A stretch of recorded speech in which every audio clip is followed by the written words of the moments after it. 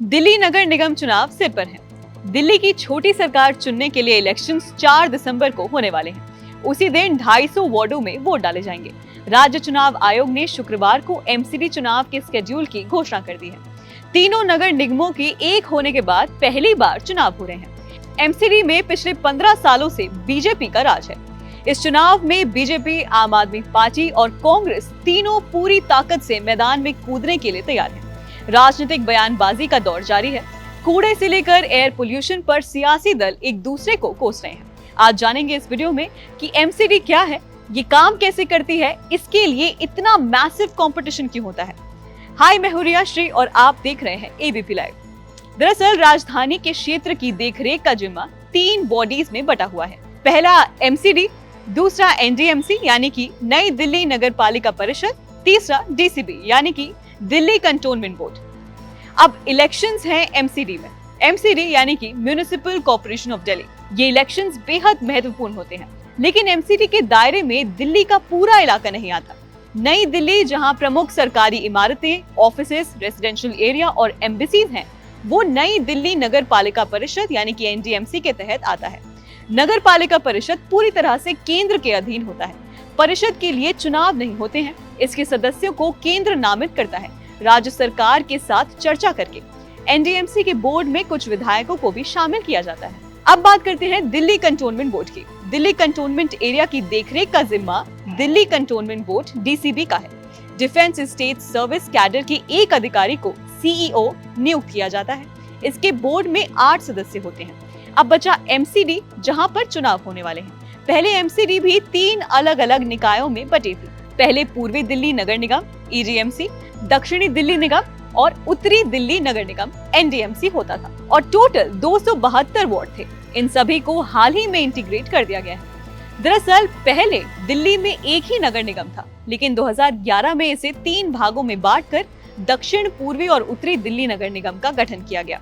तब तत्कालीन मुख्यमंत्री शीला दीक्षित सरकार का तर्क था कि दिल्ली काफी फैल चुकी है। ऐसे में एक नगर निगम की बजाय अगर उसे विभाजित कर दिया जाए तो स्थानीय स्तर पर बेहतर कामकाज होगा।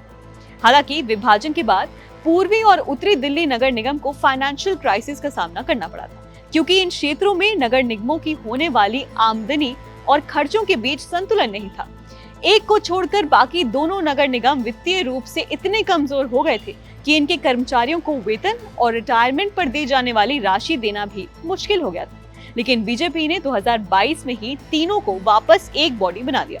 यहाँ एक बात जानना जरूरी है कि 2022 का एमसीडी चुनाव 250 वार्ड पर होगा।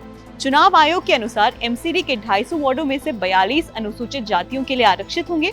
इन 42 में से आधे यानी कि 21 वार्ड महिलाओं के लिए रिजर्व होंगे। बाकी बचे वार्ड्स में से 104 को महिलाओं के लिए रिजर्व रखा गया है। एमसीडी चुनाव कैसे होते हैं ये भी आपको बताते हैं। दिल्ली नगर निगम के चुनाव इलेक्ट्रॉनिक वोटिंग मशीन यानी कि ईवीएम के जरिए कराए जाते हैं। राज्य चुनाव आयुक्त विजय देव ने बताया कि 55,000 से ज्यादा ईवीएम्स का इस बार इंतजाम किया गया है। इस बार भी नोटा का विकल्प होगा। 1 लाख से ज्यादा स्टाफ एमसीडी चुनाव करवाएंगे। चुनाव का ऐलान होते ही आचार संहिता लागू हो गई है। दिल्ली नगर निगम का काम क्या होता है ये भी जान लेते हैं। एमसीडी भी देश के बाकी नगर निगमों की तरह ही काम करती है। एमसीडी के जिम में वाटर सप्लाई, ड्रेनेज सिस्टम, बाजारों की मेंटेनेंस, पार्क, पार्किंग लॉट्स, सड़कें और overbridge, solid waste management, street lighting की व्यवस्था है। इसके अलावा एमसीडी प्राइमरी स्कूल, अस्पताल और डिस्पेंसरी भी चलाते हैं। प्रॉपर्टी टैक्स जमा करना, टोल टैक्स कलेक्शन सिस्टम चलाना, क्रिमेशन ग्राउंड्स के प्रबंधन, बर्थ डेथ का रिकॉर्ड रखना भी एमसीडी की जिम्मेदारियों के तहत आता है। एमसीडी को क्यों कहते हैं दिल्ली की छोटी सरकार, ये भी आपको बताती हूँ। दरअसल दिल्ली की सरकार और नगर निगम के अधिकार ओवरलैप करते हैं। एमसीडी और दिल्ली सरकार दोनों ही सड़कें और नाले मेंटेन करते हैं। अंतर ये है कि 60 फीट से कम चौड़ी ज्यादातर सड़कें एमसीडी संभालता है और उससे चौड़ी वाली सड़कें दिल्ली सरकार। बड़े मोटराइज्ड व्हीकल को दिल्ली सरकार लाइसेंस देती है, वहीं एमसीडी साइकिल, रिक्शा, हाथ गाड़ी को डील करता है। एमसीडी प्राइमरी स्कूल चलाता है तो दिल्ली सरकार हायर स्कूलिंग, कॉलेज और प्रोफेशनल एजुकेशन मुहैया कराती है। एमसीडी कई डिस्पेंसरी और कुछ अस्पताल चलाता है, वहीं दिल्ली सरकार बड़ी स्पेशलाइज्ड अस्पतालों को मैनेज करता है। एमसीडी दिल्ली सरकार की सीमाओं पर toll tax, advertisement, property tax से कमाई करता है, वहीं एमसीडी को दिल्ली सरकार और केंद्र से भी मदद मिलती है। दिल्ली सरकार एक्साइज ड्यूटी, सर्विस टैक्स और वैल्यू एडेड टैक्स से कमाई करता है, तो इसीलिए एमसीडी इलेक्शंस इतने जरूरी होते हैं दिल्ली में। और क्योंकि एमसीडी ही एक ऐसी सिविक बॉडी है जहां आम जनता, आप और हम, वोट डालते हैं और लोगों को इलेक्ट करते हैं, इसीलिए पॉलिटिकल पार्टीज यहाँ अपनी ताकत दिखाने में कोई कसर नहीं छोड़ती। अगर आपको वीडियो इन्फॉर्मेटिव लगा तो वीडियो को लाइक करें, चैनल को सब्सक्राइब करें और बाकी खबरें जानने के लिए देखते रहिए एबीपी लाइव।